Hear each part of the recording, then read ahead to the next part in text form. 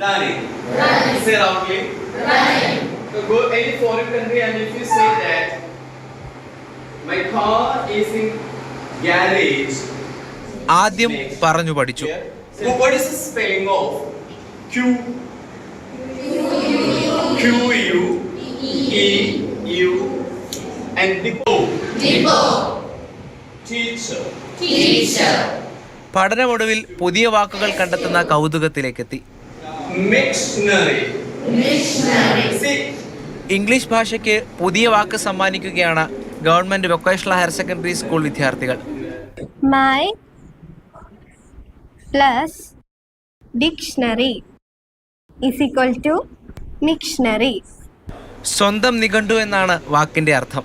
കുട്ടികളെ കൊണ്ട് ഇംഗ്ലീഷ് ഭാഷാ പഠനത്തിൽ അവരെ കൊണ്ട് എന്താണ് നമുക്ക് ഇന്നോവേറ്റീവായിട്ടൊരു കാര്യം കൊണ്ടുവരാൻ പറ്റുന്നതെന്നുള്ള ഒരു ചിന്തയിൽ നിന്നാണ് പുതിയ ഒരു വാക്ക് നമുക്ക് കോൺട്രിബ്യൂട്ട് ചെയ്യാനായാൽ അത് ഏറ്റവും വലിയൊരു നേട്ടമായിരിക്കും എന്നുള്ള ഒരു ചിന്ത വരുന്നത്. സോ മൈ എന്ന വേർഡിനെയും ഡിക്ഷണറി എന്നുള്ള വേർഡിനെയും ചേർത്തിട്ട് മിക്ഷണറി എന്നുള്ളൊരു പുതിയ ടീം കൊണ്ടുവന്നത്. പുതിയ വാക്ക് ഇംഗ്ലീഷ് പദസമ്പത്തിന്റെ ഭാഗമാകണമെന്നാവശ്യപ്പെട്ട് സ്കൂൾ അധികൃതർ വിദ്യാഭ്യാസ വകുപ്പിന്റെ അനുമതിയോടെ Oxford സർവകലാശാലയ്ക്ക് കത്തയച്ചിട്ടുണ്ട്. It's actually a portmanteau word by combining two words and to make my and dictionary to make a new word, that's missionary.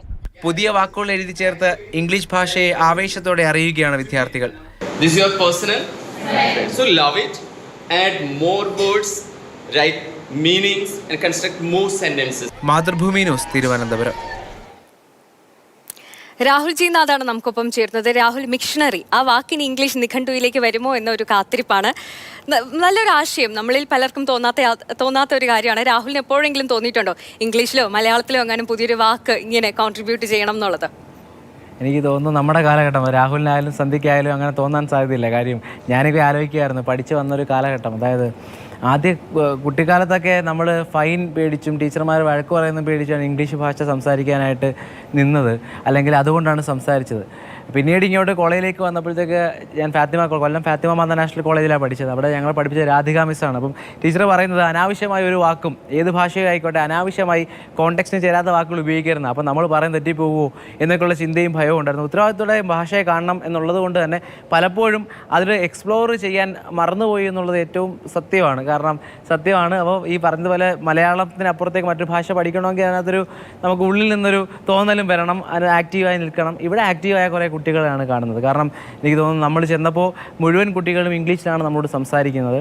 അവർ ഓരോ വാക്കും പഠിക്കുന്നത് അങ്ങനെയാണ്. നമ്മളെല്ലാ വാക്കും പഠിച്ചിട്ടുണ്ട്, അർത്ഥം പഠിച്ചിട്ടുണ്ട്, അർത്ഥം കാണാതെ പഠിച്ചെഴുതിയിട്ടുണ്ട്, ഓപ്പോസിറ്റ് വിപരീത പദങ്ങൾ പഠിച്ചെഴുതിയിട്ടുണ്ട്.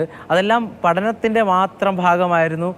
പരീക്ഷ ആകുമ്പോൾ ആ അറിവ് നമ്മൾ എഴുതി അവിടെ ഉപേക്ഷിക്കുകയാണ് ചെയ്തത് എന്നാണ് ഞാൻ വിശ്വസിക്കുന്നത്. ഉപേക്ഷിക്കുക മീൻസ് കുറച്ചൊക്കെ ഉള്ളിലുണ്ടെങ്കിലും പരീക്ഷയ്ക്ക് വേണ്ടി പഠിക്കുന്ന ഒരു ഘട്ടമായിരുന്നെങ്കിൽ ഇന്നത്തെ കുട്ടികൾ കുറച്ചുകൂടി കഴിഞ്ഞ് ഇതിപ്പോൾ എന്താ കുറേ പുതിയ വാക്കുകൾ പഠിക്കുന്നത്, എന്താ പിന്നെ ഞങ്ങളുടെ കൂടി ഒരു പുതിയ വാക്കായാൽ എന്താ എന്നാണ് അവർ ചിന്തിച്ചത്. അങ്ങനെ രണ്ട് വാക്കുകൾ കൂട്ടിച്ചേർത്ത് കൊണ്ടാണ് ഇപ്പോൾ നമ്മൾ ഈ രണ്ട് വാക്കുകൾ പറയല്ലേ, ബ്രഞ്ച് എന്ന് പറയും, ബ്രേക്ക്ഫാസ്റ്റും ലഞ്ചും കൂടെ ചേർത്തിട്ട് ബ്രഞ്ച് കഴിക്കുക നമ്മൾ തമാശ പോലെ പറയുമല്ലോ.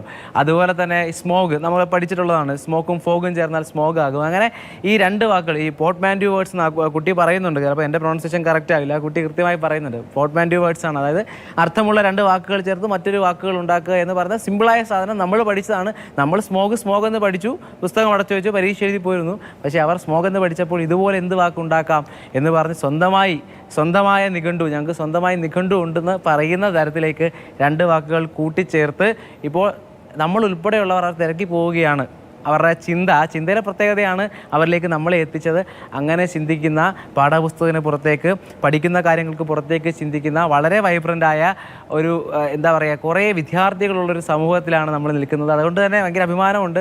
ഞാൻ മുമ്പും പറഞ്ഞിട്ടുണ്ട്, കാരണം വിദ്യാഭ്യാസ മന്ത്രിയുടെ ഫേസ്ബുക്ക് അക്കൗണ്ട് നോക്കിയാൽ നമുക്കറിയാം കുട്ടികളൊക്കെ എന്തുമാത്രം വൈവിധ്യമാർന്ന കാര്യങ്ങൾ ചെയ്ത് അത്ഭുതപ്പെടുത്തുകയാണെന്ന്. ആ അത്ഭുതത്തിലൂടെ കടന്നു വന്ന് അത് വാർത്തയായി കൊടുക്കുന്നു എന്നുള്ളതേ ഉള്ളൂ. അപ്പോൾ ഇതൊരു അത്ഭുതമാണ്. ഈ വാക്ക് സന്ധ്യ പറഞ്ഞതുപോലെ ഇനി ഡിക്ഷണറിയിൽ ഉണ്ടാകുമോ, പുതിയൊരു ഇംഗ്ലീഷ് വാക്കായി വരുമോ എന്നുള്ള പ്രതീക്ഷയിൽ തന്നെയാണ് എന്നുള്ളതാണ്. കാരണം ഇനി ഈ കുട്ടികളുടെ അനുജത്തിയോ അല്ലെങ്കിൽ മറ്റു ക്ലാസ്സിലുള്ളവരും പറയും ആ ക്ലാസ്സിലുള്ളവർ ചെയ്തല്ലോ ഞങ്ങൾക്കും ചെയ്യണം എന്ന് പറഞ്ഞ് അങ്ങനെ ഇംഗ്ലീഷിലെ വാക്കുകൾ കൂടും, പഠിക്കാൻ ഇച്ചിരി ബുദ്ധിമുട്ടാവുമെങ്കിലും നമുക്ക് അതിനോട് താല്പര്യം കൂടുമെന്നുള്ളത് തന്നെയാണ് ഇതിൽ ഏറ്റവും പ്രധാനപ്പെട്ട കാര്യം.